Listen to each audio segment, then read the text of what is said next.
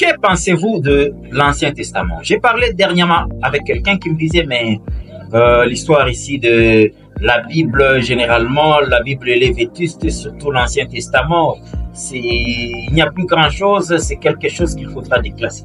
Écoutez, quand vous lisez à Luc 24 au verset 44, Jésus disait à ses disciples après la résurrection, il disait, mais comment vous oubliez si tôt? Ce sont des choses dont j'ai parlé, dont Moïse en avait parlé, dont le prophète en avait parlé, dont les psaumes en avaient parlé. Ça, c'est Jésus. C'est-à-dire, quand vous lisez bien la Bible, vous allez comprendre de Genèse à l'Apocalypse, on ne parle que de Jésus. C'est ce que dit Luc 22, au verset 44. Ça, c'est Jésus lui-même qui l'a dit. Et même quand vous prenez Matthieu 5, au verset 17, Jésus disait, je ne suis pas venu abolir la loi, mais je suis venu l'accomplir. Vous savez, quand Jésus dit que je ne suis pas venu abolir, mais je suis venu accomplir, il n'a pas aboli parce que la loi, il y a des valeurs en termes de la justice, en termes de la sanctification, en termes de la moralité qui n'ont pas bougé, qui doivent être respectées. On nous dit aujourd'hui que l'enfant doit respecter le papa. Ça ne change pas. Ce n'est pas le Saint-Esprit aujourd'hui qui va changer cet ordre de choses. Alors, il faudra mieux comprendre ça. Et Jésus s'intéressait beaucoup aux Écritures. Même quand vous prenez Luc 4 au verset 18, quand Jésus disait « L'Esprit du Seigneur est sur moi pour renvoyer libre les opprimés, pour libérer les captifs ». Mais où est-ce qu'il a lu ça? Il a lu en Ésaïe 61 au verset 1. « L'Esprit du Seigneur est sur moi ». Donc il s'intéressait beaucoup. C'est comme ça que les gens étaient étonnés à l'époque de voir en Luc 2 au verset 47 un jeune homme lire les rouleaux. Il s'intéressait beaucoup.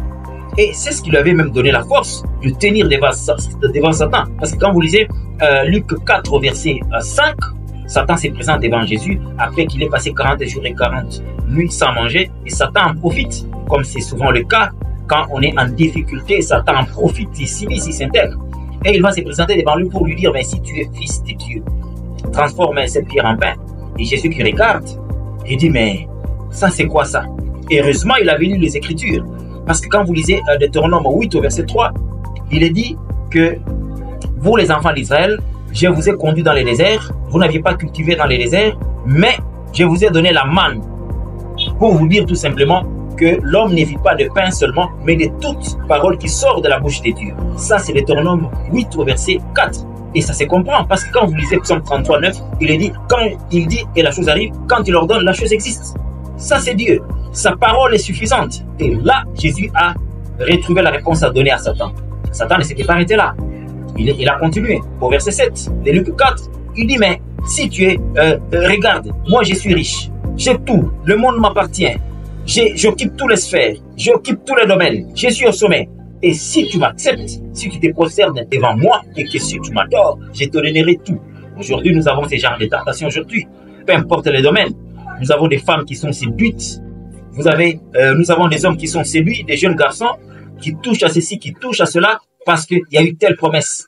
Et finalement, Jésus, face à cela, il regardait, mais dit ici, je vais faire quoi? On me demande de me prosterner. Et heureusement, il avait lu les Écritures, parce que quand vous lisez Deutéronome 10 au verset 30, il est dit que tu adoreras et tu adoreras seul le Seigneur ton Dieu.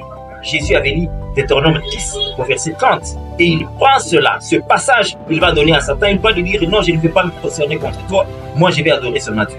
Et Satan qui regarde, il dit mais cet homme maîtrise les Écritures. Et Satan finalement s'est dit mais moi aussi Satan je maîtrise les Écritures.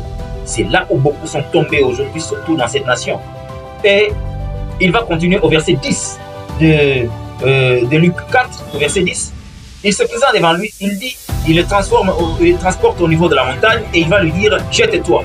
Parce qu'il est écrit, il ordonnera à ses anges de te porter, de peur que ton pied ne heurte contre une pierre. Satan prend un verset biblique et mentionné en Psaume 91 au verset 11. Il présente cela à Jésus. Parce que Jésus répliquait, il est écrit. Et lui aussi dit, il est écrit. Qu'est-ce que vous alliez faire?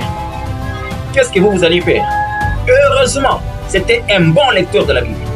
Il est parti encore dans les Écritures.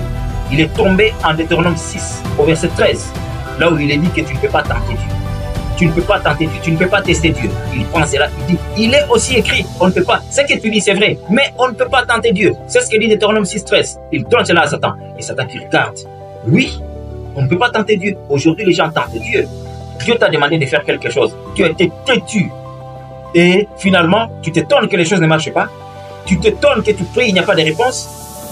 Tu t'étonnes, mais tu t'étonnes. Tu devais obéir à Dieu. Tu devais lui obéir. C'est ça Dieu. Et quand tu ne l'obéis pas, tu cherches à ce qu'il résolve quelque chose, à ce moment-là, tu es en train de te tenter toi-même. Et ça ne marche pas ainsi. Donc Jésus maîtrisait les Écritures. Il s'adonnait. Apprenez-vous aussi à vous adonner là-dessus. Vous allez voir que vous allez répondre à beaucoup de problèmes. C'est votre serviteur, Ben Alain Kiteke. Merci, à la prochaine.